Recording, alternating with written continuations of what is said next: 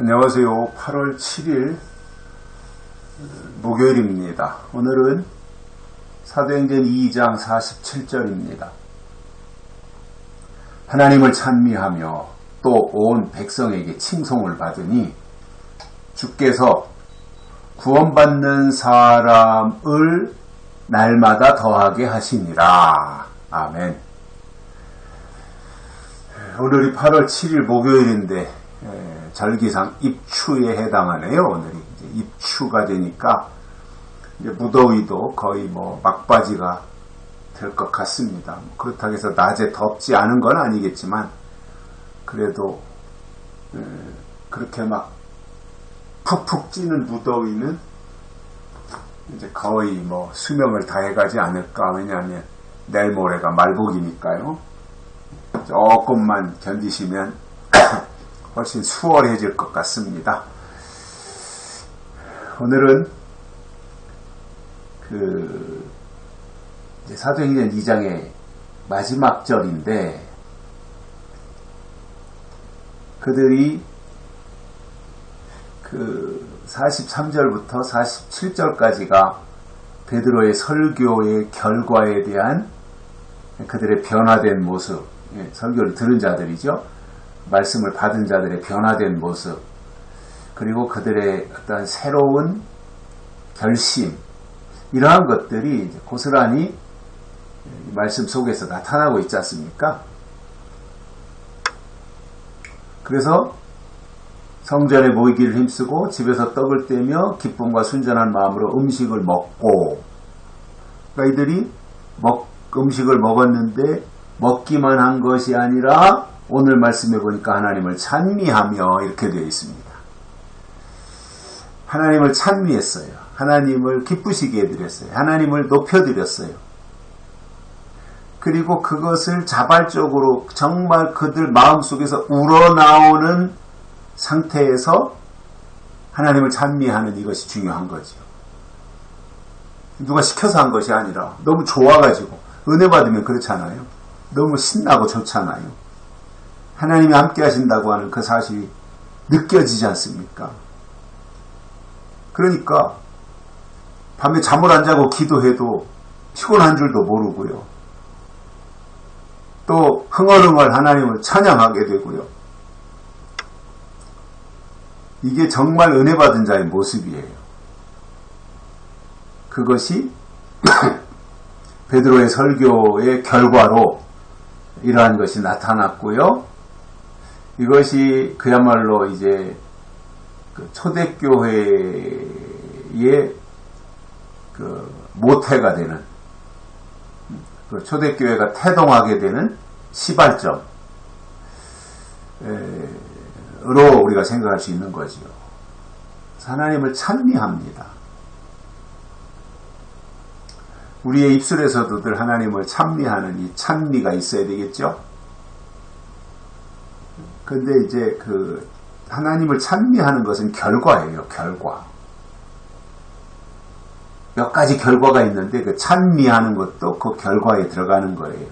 그럼 원인은 뭐였어요? 원인은 하나님의 말씀을 들으면서 어찌할꼬 하는 이 사람들의 마음속에 진정한 도전, 그것에 의해서 이제 그들이 성령을 받고 세례를 받고 이러한 과정을 쭉 겪어서 여기까지 온 거거든요.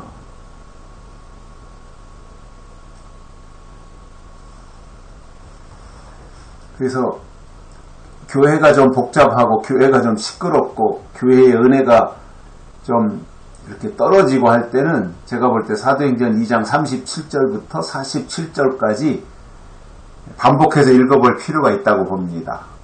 왜냐하면 교회에 꼭 필요한 것들이 여기에 다 담겨 있어요. 그리고 실제로 초대교회, 예루살렘 교회가 그랬고요. 그래서 하나님을 찬미했습니다. 또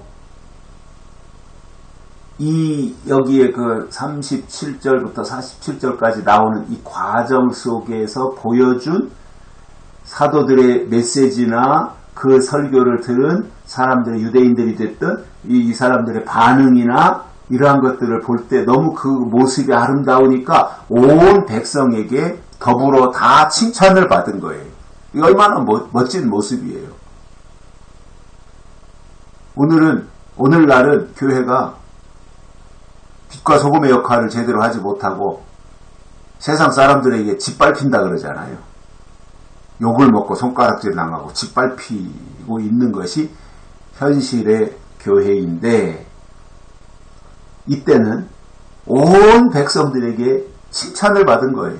야, 좋은 모습이구나. 저거는 사람이 한 것이 아니라 뭔가 외부에서 어떤 힘이 작용한 것이구나. 이런 것들을 누가 보더라도 다 느낀 거예요. 그렇게 완전히 변화된 모습들이 결과물로 나오니까 그것을 어떻게 인정하지 않겠어요. 누구 하나 자기 거 챙기려고 하는 사람이 있습니까? 움켜쥐려고 하는 사람이 있습니까? 오히려 다 자기 것을 내놓고 이렇게 통용하고 하는 이 상태를 보여주고 있잖아요. 이 결과로서. 그러니까 이것이 완전하게 그 교회 구성원들이 보여주는 반응이기 때문에 누구 하나 거기에 대해서 흠집을 낼 수 있는 상황이 아닌 거죠. 자기 소유를 팔아서 각 사람의 필요를 따라서 나눠주지요. 마음을 같이하여 성전에 모이기를 힘쓰지요. 집에서 떡을 떼고 있지요. 기쁨과 순전한 마음으로 음식을 먹고 있죠. 하나님을 찬미하죠. 그 결과 백성들에게 칭송을 받잖아요. 그러니까 거기서 누가 말이죠, 욕심을 부린다거나 자기 뭔가를 챙긴다든가 이것이 아니라 다 똑같이 그 마음을 가지고 있으니까 여기에 상처받을 사람이 누가 있으며 시험에 들 사람이 누가 있어요. 이 아름다운 모습 앞에 서로가 다 동화되지 않겠어요? 거기에 다 흡수되고 빨려 들어가지 않겠어요? 이렇게 되니 그 결과 주께서 구원받는 사람을 날마다 더하게 하시니라. 아멘. 구원받는 자의 수를 날마다 더하도록 하나님이 해주셨다는 거예요. 그러니까 이 교회 내부에서의 이러한 영적인 분위기가 만들어지니까 하나님이 사람들 계속해서 보내신다는 거잖아요. 구원받는 사람의 수를 날마다 더하게 하니까요. 저는 이게 진정한 교회의 모습이라고 봐요. 이렇게 되면 그 교회는 날마다 사람들로부터 칭찬을 받을 수밖에 없겠죠. 저 교회는 진짜 교회야. 거기에 간 사람, 거기에 참여하는 구성원들이 다 자기 교회가 최고라고 하는데, 그리고 실질적으로 그 입증도 다 되고 있고, 이러한 모습들, 물론 초대교회 이때 당시에 교회라는 게 건물을 갖춰놓은 교회는 아니었지만 사람들이 모인 그 모임, 그것을 이제 교회라고 설명을 하고 있는데, 마가다락방을 근거로 해가지고요. 사실상 건물은 별로 중요한 건 아니고요.